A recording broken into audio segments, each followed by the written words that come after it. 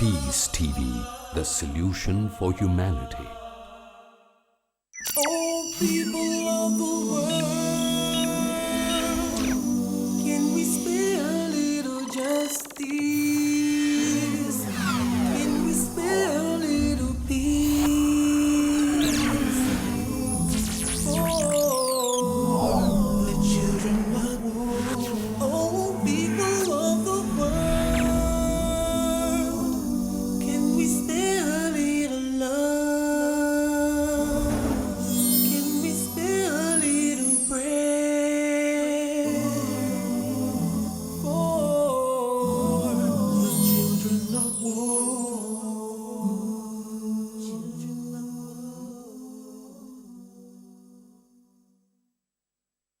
Assalamu alaikum wa rahmatullahi wa barakatuhu.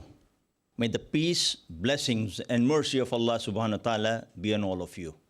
I, Dr. Naik, am your coordinator for this program to be telecast live on Peace TV and inshallah on other channels later on. Before we start the program, I'd prefer to give you all a background of how this event has come about. The president of the Oxford Union, Mr. James Langman, invited Dr. Zakir Naik as one of the leading personalities who could put forward proper views on the topic Islam and the 21st century before the prestigious debating society, the Oxford Union, which is famous since 1823 for promoting debates and discussions on vital topics of concern, not only in the Oxford University and its campus, but across the globe. Dr. Zakir Naik will, inshallah, join a host of internationally famous speakers, including current Prime Minister David Cameron, former British Prime Ministers Tony Blair, Margaret Thatcher, and Winston Churchill, US Presidents Bill Clinton and Jimmy Carter, scientist Albert Einstein, and famous personalities like Malcolm X, the Dalai Lama, Prince Charles, and Mother Teresa, and film stars including Clint Eastwood, Pierce Brosnan, Stephen Fry, and pop star Michael Jackson, who have addressed the Oxford Union in areas of their concern. This dialogue and debate is going to be a very free and open affair and will, inshallah, be telecast live, moment to moment, across the globe over Peace TV and Peace TV Urdu. May I request the technical people to go ahead to Mr. James Langman, President of the Oxford Union, to take over and coordinate and conduct the proceedings of this historic debate of the Oxford Union, the address by Dr. Zakir Naik on the topic, Islam and the 21st century. Tonight, we continue the Society's proud tradition of inviting and hosting some of the world's leading figures to address us. We exist as a society to promote debate and the discussion of ideas, and tonight is no exception. I urge all of you here this evening to make full use of the question and answer session that will happen later on tonight. With that said, I now ask you to join with me in welcoming Dr. Zakir Naik to address the Society.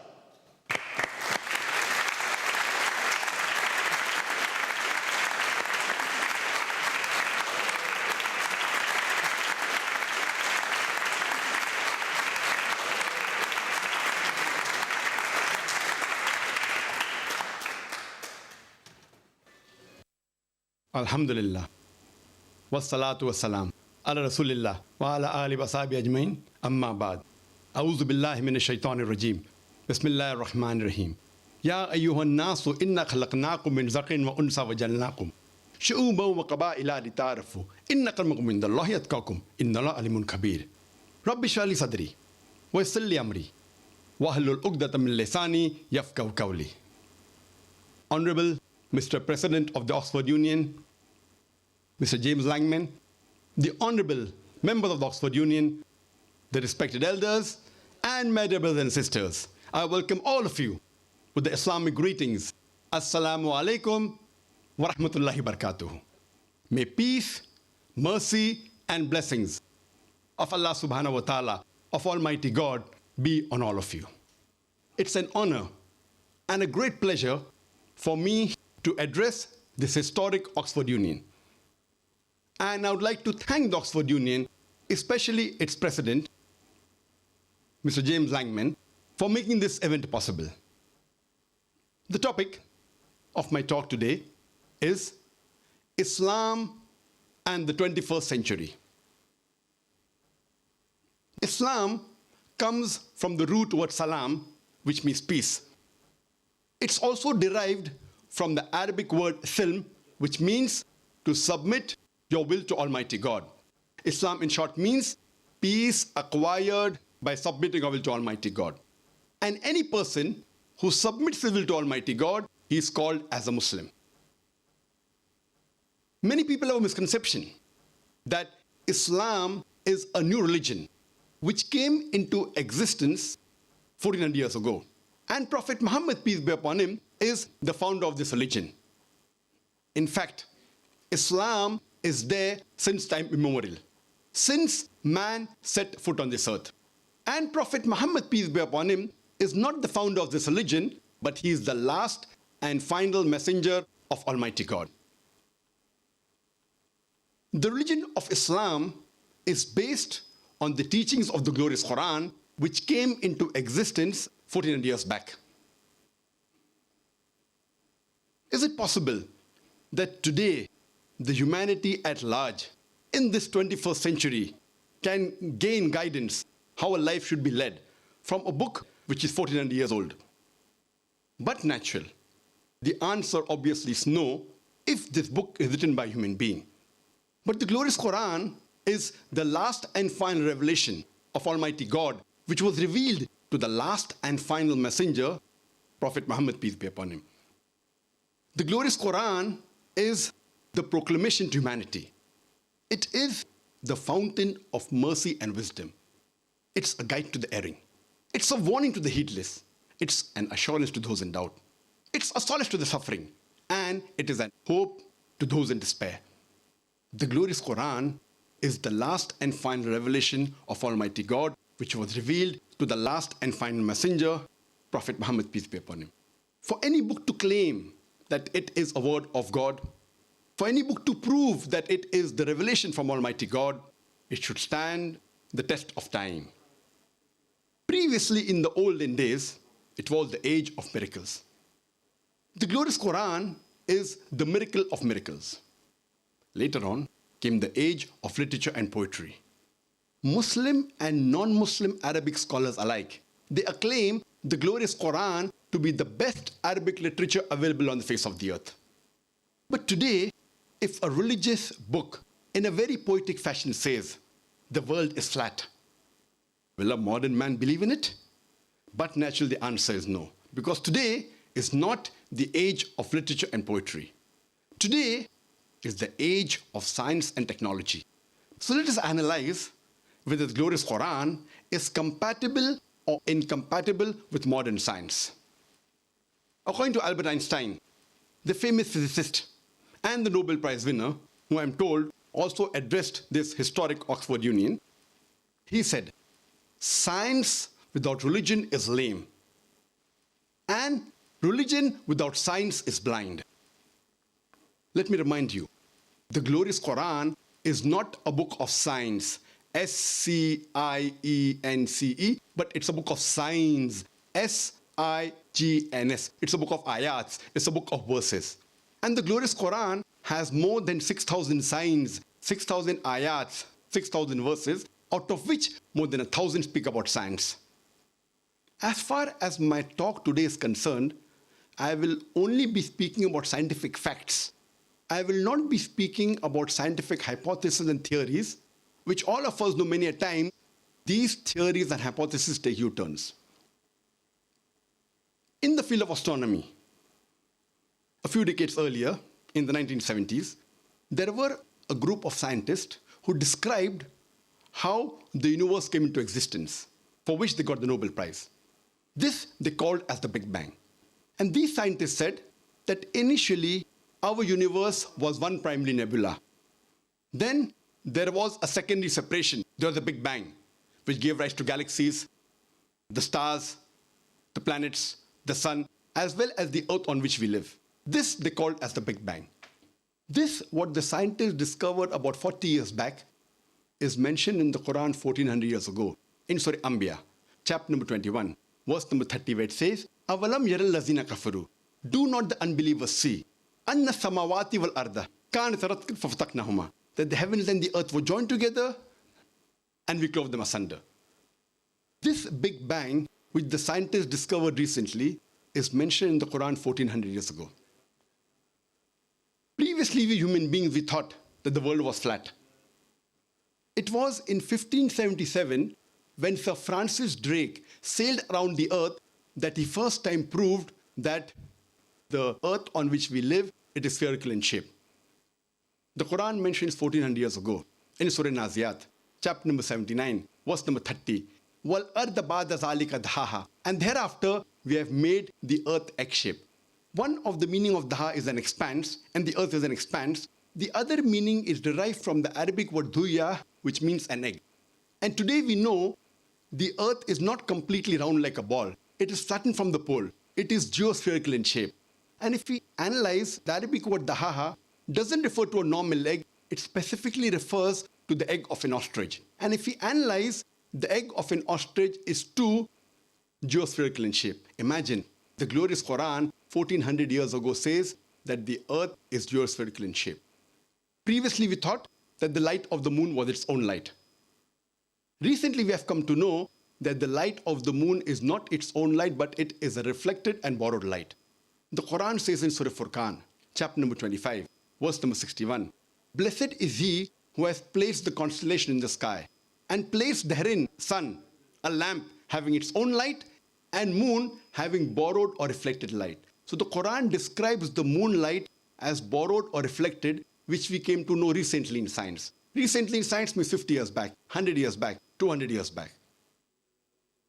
When I was in school, I passed my school in 1982, about 29 years back.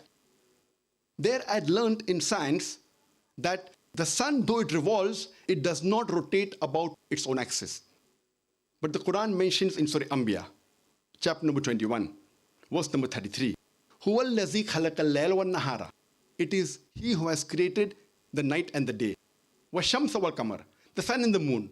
Kullun fi falki yasbahun, each one traveling in orbit with its own motion. The Quran says the sun and the moon, besides revolving, it also rotates about its own axis.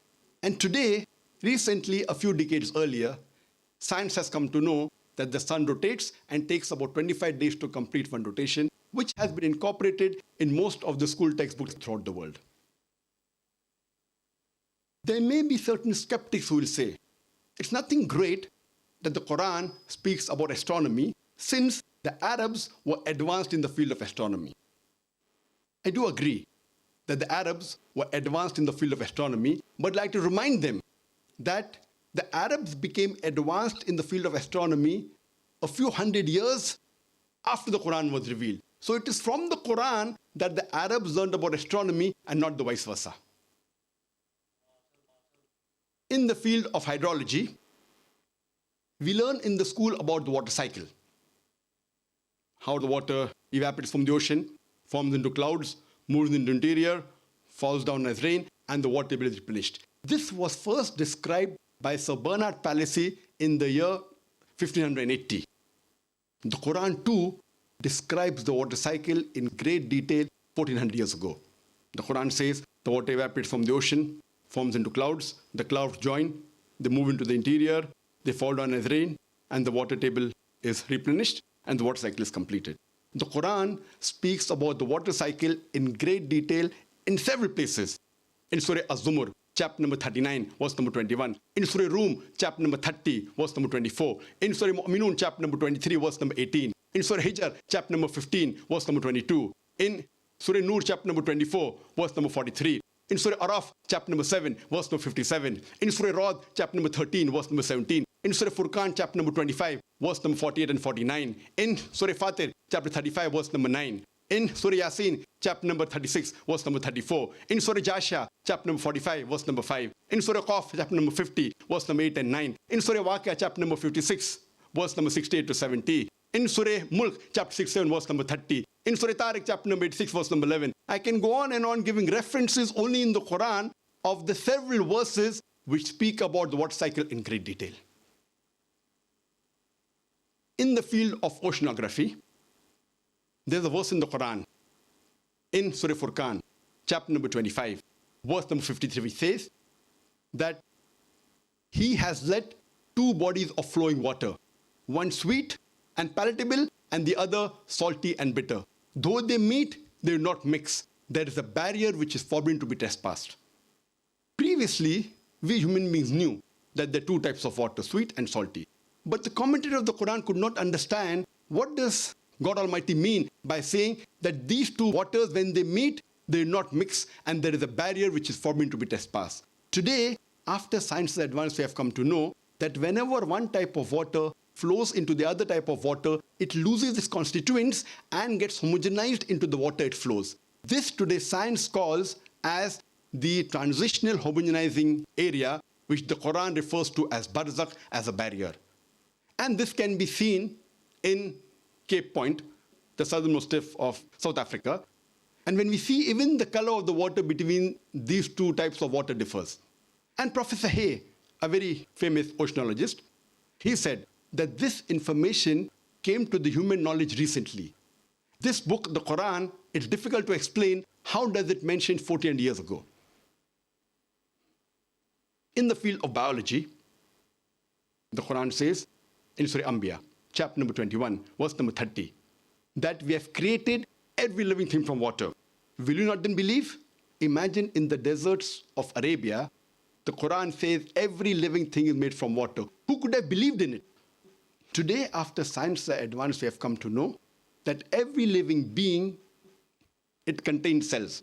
And the basic substance of cell is the cytoplasm, which contains about 80% water.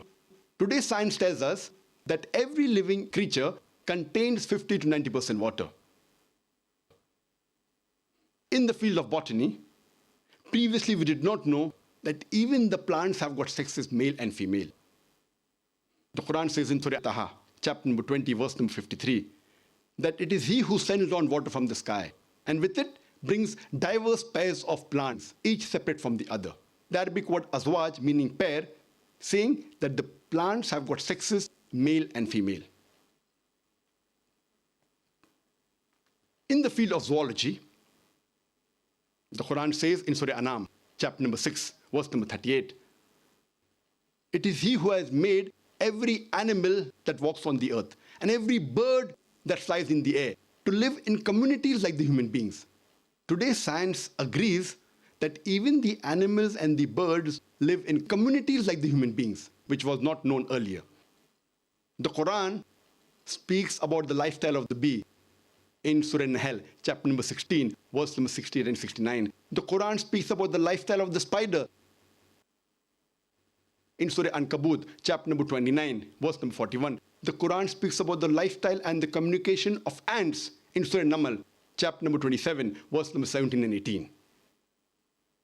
In the field of medicine, the Quran says in Surah Nahl, chapter number 16, verse 68 and 69, that from the belly of the bee, we give you a drink of varying colors in which there is healing for mankind. It is recently we have come to know that the honey that we have is obtained from the belly of the bee. And today science agrees that there are mild antiseptic properties in honey, and it is even a healing for mankind. In the field of physiology, the Quran describes the blood circulation and the production of milk in a nutshell in Surah Nahl, chapter 16, verse number 66. 600 years after the Quran was revealed, Ibn Nafis, he made it known to the world about the production of milk and blood circulation. 400 years later, that is 1,000 years after the Quran was revealed, William Harvey, he made it famous to the Western world. We hear about William Harvey, but we hardly hear about the name of Ibn Nafis, who 400 years before William Harvey spoke about the blood circulation and the production of milk.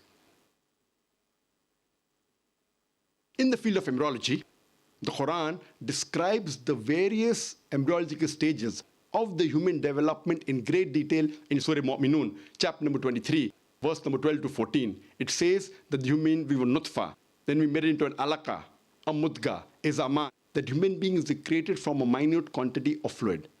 Then it made it into alaka, that is a leech-like substance. Then made it into a chewed-like lump. Then made it into bones. Then clothed the bones with flesh.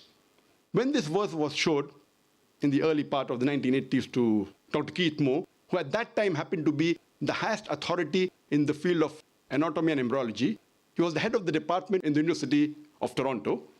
He said that the description of the Quran is far superior to what modern embryology describes today instead of stage 1, 2, 3. And he said that it's not possible that any human being can mention these things in the Quran. This Quran has to be the word from Almighty God, and he has no objection in accepting Prophet Muhammad as the messenger of Almighty God. Time does not permit me to speak a lot about science. I'll just give one more example which is mentioned in the Quran. The Quran mentions in Surah Qiyamah, chapter number 75, verse number 3 and 4, that when the unbelievers say that how will Almighty God be able to reconstruct our bones after we are dead, we are buried, our bones have got disintegrated. On the day of judgment, how will Almighty God be able to reconstruct our bones? Almighty God replies in the Quran and says, tell them, Almighty God can not only reconstruct the bones, he can even reconstruct in perfect order the very tips of the fingers. What does Quran mean by saying God can not only reconstruct the bones, he can even reconstruct in perfect order the very tips of the fingers? It was in 1880 that Sir Francis Gould, he discovered the fingerprinting method. And he said that no two fingerprints, even in millions of people, are identical. And today, this fingerprinting method is used by the police to identify the criminal. It's used by CIA, by FBI, by the police worldwide. This Quran mentions 1400 years ago. Francis Bacon, a very famous philosopher, he said, little knowledge of science makes a person an atheist, but in-depth knowledge of science makes a person a believer in God. That is the reason today scientists are not eliminating God, they're eliminating models of God. La ilaha illallah. There's no God but Allah. I started my talk by quoting a verse from Surah Quran, from Surah Hujurat, chapter number 49, verse number 13, which says, Ya ayyuhan nasu inna khalaqnakum min zaqin wa unsa wa ja'alnakum shu'uban wa qaba'ila lita'arafu inna akramakum indallahi atqakum innallaha alimun khabir, which means, O humankind, we have created you from a single pair of male and female and have divided you into nations and tribes so that you shall recognize each other, not that you shall despise each other. And the most honored in the sight of Almighty God is the person who has taqwa. The criteria for judgment in the sight of Almighty God, it's not sex, it's not color, it's not wealth, it's not age, but it is taqwa, it is God consciousness, it's piety, it is righteousness. The only way one human being can be superior to the other human being is by righteousness and by piety, and no other criteria. Quran says in Surah Rum, chapter number 30, verse number 22, amongst his signs, he has created the heavens and the earth, and the variation in your languages and color. These are signs for the people who understand. The Quran says he has created the different variation in the color and the languages so that those who are knowledgeable people, they will know it's a sign from Almighty God. This speaks about the universal brotherhood, that Almighty God has created all the human beings from a common pair of human beings, Adam and Eve, may peace be upon them. And Almighty God says in Surah Isra, chapter number 17, verse number 70, وَلَقَدْ كَرَّمْنَا بَنِي آدَمَ, and we have honored the children of Adam. Almighty God says in the Quran that all the children of Adam, irrespective whether they're black or white, male or female, whether they're born in UK or India or USA, whichever part of the world they belong to, Almighty God has honored all the children of Adam, all the human beings. And Islam does not only speak about universal brotherhood, it practically demonstrates that every Muslim who follows the religion of Islam should practically practice it minimum 5 times in the day. I'm talking about one of the pillars of Islam, that is Salah, which is the prayer. And the beloved Prophet, Muhammad, peace be upon him, said that when you stand for prayer, you should stand shoulder to shoulder. Irrespective whether the person standing next to you is black or white, rich or poor, king or pauper. When you stand for prayer, you have to stand shoulder to shoulder. This demonstrates the universal brotherhood every day, minimum 5 times a day. And another example is Hajj, which is one of the pillars of Islam, that every rich person who has the means and who has the health to travel to Makkah for the pilgrimage should at least do it once in his lifetime. And Hajj is the biggest annual gathering in the world, where about 3 to 4 million people from different parts of the world, from USA, from Canada, from UK, from India, from Malaysia, from different parts of the world, they gather together in one place in Makkah and Arafat, and they are dressed in 2 pieces of unsewn cloth, which is white in color. You cannot identify the person standing next to you as king or pauper. And all of them come on a common statement, Labbaik Allahumma Labbaik. Here we are, O my Lord, here we are at your service. Islam practically demonstrates universal brotherhood. Many religions believe that humankind has been created from a single pair of Adam and Eve. May peace be upon them both. But there are some religions who put the blame only on Eve for the downfall of humanity, for the origin sin.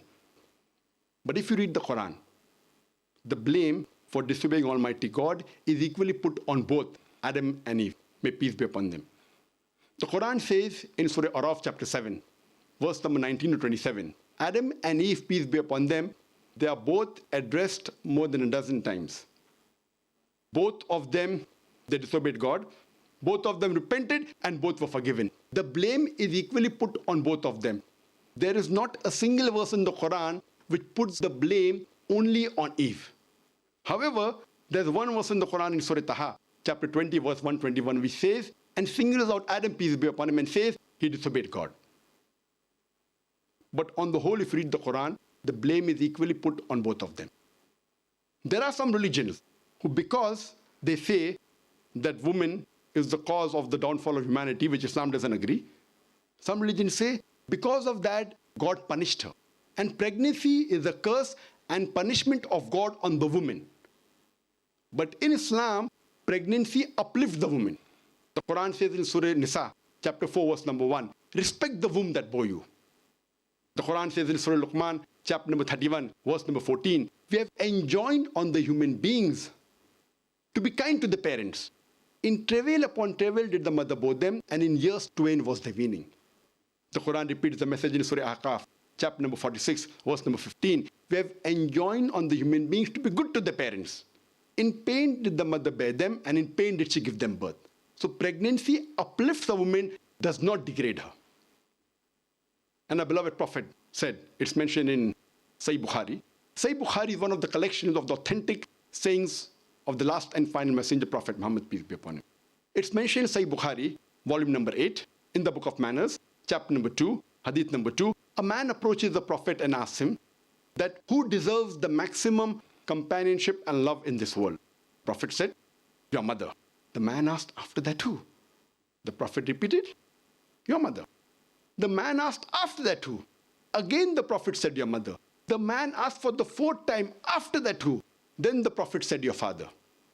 That means 75%, 3/4 of the companionship goes to the mother, 25%, 1/4 goes to the father. In short, the mother gets the gold medal, she gets the silver medal, as well as the bronze medal. The father has to be satisfied with a mere consolation prize. These are the teachings of Islam which we have to agree. And if we analyze, Islam gave economic rights to women 1300 years before the Western world. 1400 years ago, Islam gave right to any adult Muslim woman to own or disown the property without the permission of anyone else. The first time the Western world gave right for a woman to own or disown property was in 1870s under the Married Women Property Act, which said that a married woman, adult, can own or disown the property without the permission of the husband. And this act was later revised. Islam gave economic rights to women 1300 years before the Western world. And in Islam, we do not agree with the word housewife, which is used in English language, because we don't consider the woman to be married to the house to be called as housewife. We prefer calling her as homemaker, the person who makes the home, the person who builds the home. Though we see that there are many misconceptions, and many people think that men and women in Islam are not equal. In fact, in Islam, men and women are equal. But equality does not mean identicality. They're equal, but they are not identical. Depending upon the physiological makeup, their psychological makeup, their biological makeup, they have different roles. Overall, men and women are equal in some aspects. The woman, she may have a degree of advantage. In some aspects, the men may have a degree of advantage. Let me give you an example. If there are two students in a class, student A and B, both of them, they come out first in examination. Both get 80 out of 100. When we analyze the answer sheet, there are 10 questions which have 10 answers, each carrying 10 marks. In answer to question number 1, student A gets 9 out of 10. Student B gets 9 out of 10. In answers to question number 2, student B gets 9 out of 10, and student A, he gets 7 out of 10. In all the remaining 8 answers, both get 8 out of 10. If we add up, both get 80 out of 100, they're equal. But in answer number 1, the student A has a degree of advantage. In answer number 2, student B has a degree of advantage. In the other aspects, both are equal. And overall also they're equal. In the same way, men and women in Islam are equal. In some aspects, the men have a degree of advantage. In some aspects, the women have a degree of advantage. For example, if a robber, if a thief enters my house, I will not say, I believe in women liberalization. I will not ask my wife or my daughter to go and fight. Since God has given me more strength, it is my duty to fight. As the Quran says in Surah Nisa chapter 4, verse 34, that God has given more strength to men. It is his duty to protect the women. So in strength, the men have a degree of advantage. And the other example I gave earlier, that where companionship of the children is concerned for the parents, the women have 3 times more companionship as compared to men. The mother has 3 times more companionship as compared to father. So here, the women have a degree of advantage. So as I said earlier, men and women in Islam are equal. In some aspects, the women have a degree of advantage. In some aspect, the men have a degree of advantage. The foundation of the religion of Islam is the belief in one and only sole creator and sustainer. And this creator and sustainer, Almighty God, is the same for all the human beings. Only if you agree that our creator, sustainer, and cherisher, one God, is the same, then only can brotherhood be maintained in all religions. And this is the basis of all the religions. Religion, according to Oxford Dictionary, means a belief in a superhuman controlling power, a personal God or gods that deserve worship and obedience. So according to Oxford Dictionary, religion means belief in God. If you understand God, you understand that religion in the right perspective. Quran says in Surah Al-Imran chapter 3 verse number 64, "Ta'alaw ila kalimatin sawa'in bayna bainakum." Come to common terms as between us and you. Which is the first term? Allah na'budu illallah. That you worship none but one Almighty God. So the Quran says, let the people of different religions come to common terms. What is different, we can discuss tomorrow. Let us agree to follow what is common. And one thing common in all the religion is to believe and worship only one God. To understand any religion, or to understand the concept of God in a religion, it is not appropriate to try and observe the followers of that religion. Because many a time the followers themselves may not be aware about the religion or the concept of the God in religion. The best and the most authentic way of understanding a religion or understanding the concept of God in a religion is to try and understand what the authentic scriptures of that religion have to speak about God. Let's try and understand the concept of God in the major religions in a nutshell. First, we'll try and understand the concept of God in Hinduism. The two major and most authentic scriptures in the religion of Hinduism are the Vedas and the Upanishads. It's mentioned in the Chandogya Upanishad, chapter number 6, section number 2, verse number 1. Ekam evidityam. God is only one, without a second. This is a Sanskrit quotation. It's mentioned in the Svetasvatara Upanishad, chapter number 6, verse number 9. Nachasya kasij janitana chadipa. Of that God, he has got no parents, he has got no Lord, he has got no father, he has got no mother, he has got no superior. It's mentioned in the Svetasvatara Upanishad, chapter number 4, verse number 19, as well as Yajurved, chapter number 32, verse number 3. Na tasya pratima asti. Of that God, there is no pratima. Pratima is a Sanskrit word which means an image, a photograph, a painting, a picture, a sculpture, a statue, an idol. It says, of that God, there is no image, there is no picture, there is no painting, there is no portrait, there is no statue, there is no idol, there is no sculpture.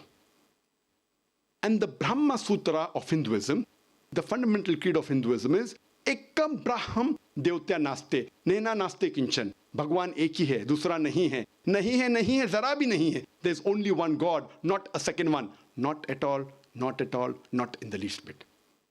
So if you read the Hindu scriptures, you shall understand the concept of God in Hinduism and understand Hinduism in the right perspective.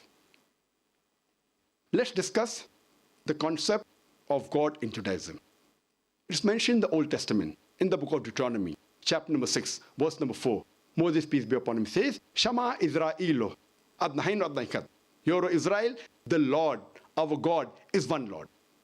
It's mentioned in the book of Isaiah, chapter number 43, verse number 11. I am Lord, and there's no Savior besides me. It's mentioned in the book of Isaiah, chapter number 45, verse number 5. I am Lord, and there's none else. There's no God besides me. It's mentioned in the book of Isaiah, chapter number 46, verse number 9. I am God, and there's none else. I am God, and there's none like me. It's further mentioned in the book of Exodus, chapter number 20, verse number 3 to 5, as well as in the book of Deuteronomy, chapter number 5, verse number 7 to 9. Almighty God says, Thou shalt have no other God besides me. Thou shalt not make unto thee any graven image of anything, of any likeness, in the heaven above, in the earth beneath, in the water beneath the earth. Thou shalt not bow down to them, nor serve them, for thy God, thy Lord, is a jealous God. So if you read the Old Testament, you shall understand the concept of God in Judaism and understand Judaism in the right perspective. Before we discuss the concept of God in Christianity, I would like to clarify a few points. Islam is the only non-Christian faith which makes it an article of faith to believe in Jesus Christ, peace be upon him. No Muslim is a Muslim if he does not believe in Jesus Christ, peace be upon him. We believe that he was one of the mightiest messengers of Almighty God. We believe he was the Messiah, translated Christ. We believe that he was born miraculously without any male intervention, which many modern day Christians today do not believe. We believe that he gave life to the dead with God's permission. We believe he healed those born blind and lepers with God's permission. The Christians and the Muslims, we are going together. One may ask, then where is the parting of ways? The parting of ways is that many Christians believe, or most of the Christians believe, that Jesus Christ, peace be upon him, he claimed divinity. They believe that he was Almighty God. In fact, if you read the Bible, there is not a single unequivocal statement. There is not a single unambiguous statement in the complete Bible where Jesus Christ, peace be upon him, himself says that I am God, or where he says worship me. In fact, if you read the Bible, it's mentioned in the Gospel of John, chapter number 14, verse number 28. Jesus Christ, peace be upon him, said, my Father is greater than I. Gospel of John, chapter number 10, verse number 29. My Father is greater than all. Gospel of Matthew, chapter number 12, verse number 28. I cast out devils with the Spirit of God. Gospel of Luke, chapter number 11, verse number 20. I with the finger of God cast out devils. Gospel of John, chapter number 5, verse number 30. I can of my own self do nothing. As I hear, I judge, and my judgment is just. For I seek not my will, but the will of my Father. Anyone who says, I seek not my will, but the will of Almighty God, he's a Muslim. As I mentioned, Muslim means a person who submits his will to God. And Jesus Christ, peace be upon him, said, not my will, but the will of Almighty God. So in Arabic, we say he's Muslim. Therefore, we say Jesus Christ, peace be upon him, was one of the mightiest messengers of Almighty God. And he further clarified in the Gospel of John, chapter number 14, verse number 24, he said that the words that you hear are not mine, but my Father's who has sent me. It's mentioned in the Gospel of John, chapter number 17, verse number 3, Jesus Christ, peace be upon him, said, this is life eternal, so that you may know one true God and Jesus Christ whom thou hast sent. It's clearly mentioned in the book of Acts, chapter number 2, verse number 22. It says, Ye men of Israel, listen to this. Jesus of Nazareth, a man approved of God amongst you by wonders and miracles and signs, which God did by him, and you are witness to it. A man approved of God amongst you by wonders and miracles and signs, which God did by him, and you are witness to it. And when Jesus Christ, peace be upon him, was asked, that which is the first of the commandments, he repeated verbatim what was said by Moses, peace be upon him, earlier. It's mentioned in the Gospel of Mark, chapter number 12, verse number 29. Jesus Christ, peace be upon him, said, Shama Israelu adna haynu adna ikhad, which means, hear, O Israel, the Lord, our God, is one Lord. So if you read the Bible, you shall understand the concept of God in Christianity and understand Christianity in the right perspective. Let's discuss the concept of God in Islam. The best reply that any Muslim can give you regarding the concept of God in Islam is quote to you Surah Ikhlas. That is chapter number 112, verse number 1 to 4, which says, Kul huwallahu ahad. Say he's Allah one and only. Allahu samad. Allah, the absolute and eternal. Lam yalid walam yulad. He begets not, nor is begotten. Walam yakul lahu kufuwan ahad. There's nothing like him. This is a 4-line definition of Almighty God. Any person says so-and-so candidate is God. If he passes these 4 tests, we Muslims have got no objection in accepting as God. The first is, say he's one and only. The second is, he should be absolute and eternal. The third, he begets not, nor is he begotten. And fourth, there's nothing like unto him anything in this world. This is a 4-line definition of Almighty God, which we call as the litmus test for theology. It is the touchstone of theology. And further, the Quran says in Surah Anam, chapter number 6, verse number 108, that revile not, abuse not those gods who they worship besides Allah, lest in their ignorance they will revile, they will abuse Allah subhanahu wa ta'ala. Quran prohibits any Muslim from speaking bad, from reviling, from abusing those who other people worship as God besides Allah, lest in their ignorance they will abuse Allah. So to understand the concept of God in Islam, you have to read the Quran. Today, unfortunately, Islam is the most misunderstood religion in the world. The religion which has the maximum misconception in the world today, it is Islam. And one of the reasons for these misconceptions about this religion, I would say, it is the media.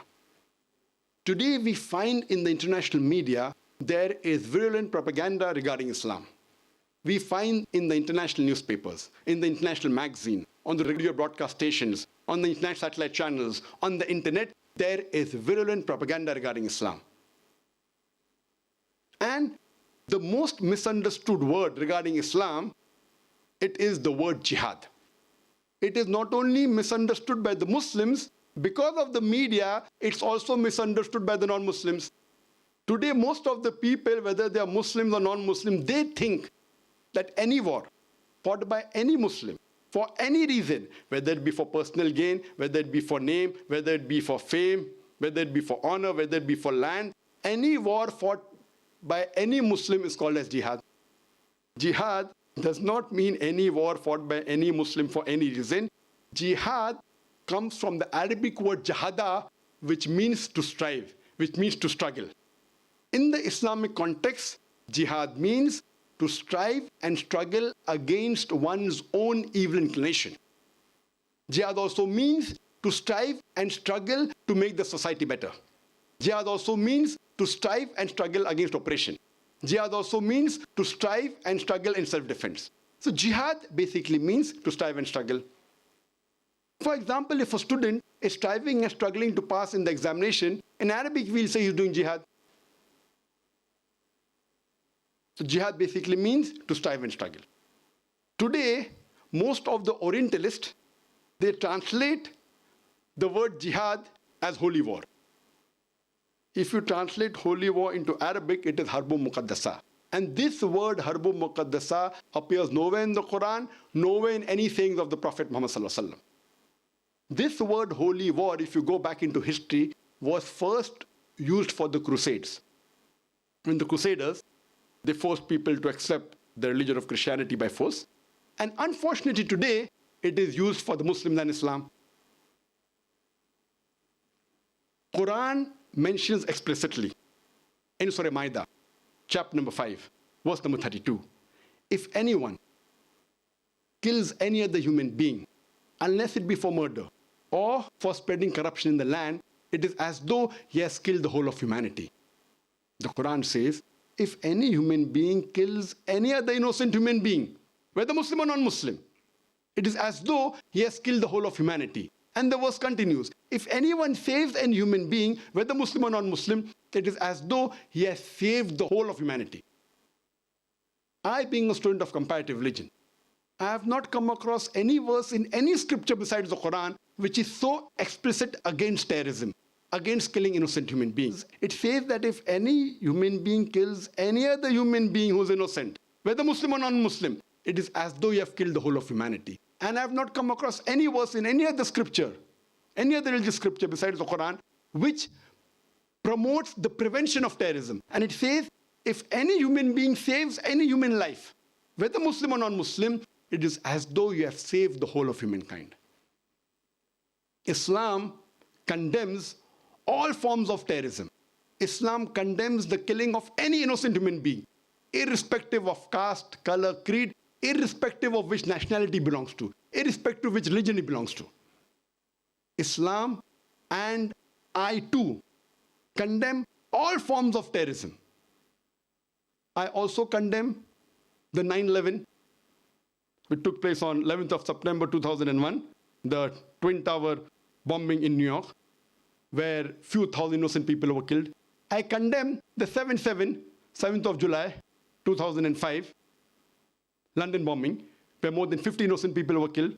I also condemn the serial train bomb blast that took place in Bombay on the 11th of July 2006, where more than 180 innocent people were killed. I also condemn the Gujarat massacre, the riots which were pre-planned, which took place in Gujarat in India, where innocent few thousand Muslims were killed. I condemn all sorts of terrorism, where innocent human beings are killed, irrespective whether Muslim or non-Muslim. And whatever acts of terrorism which takes the life of innocent human being is to be condemned, including suicide bombing. Now we have, recently in the past few decades, that a person goes, he puts up a bomb, goes in a marketplace, goes in a tube station on the road, and he blows himself up, and with him takes several other human lives. This act is not tolerable in any religion, especially Islam. Suicide bombing where innocent human beings are killed is totally prohibited in Islam. Unfortunately, though Islam is a religion which condemns all sorts of terrorism, all acts of terrorism that took place in the past, which is even taking place in this 21st century. Even though it condemns, unfortunately, today, the media portrays Islam as a religion which promotes terrorism. Every community has its black sheep. And I'm also aware that there are black sheep in the Muslim community. What does the media do? The media picks up the black sheep of the Muslim community and they portray as though they're exemplary Muslims. Because of this today, we find that most of the people think that Islam promotes terrorism. If you read the Quran, if you read the sayings of the Prophet, Islam, amongst all the religions, is at the foremost in condemning the killing of innocent human beings.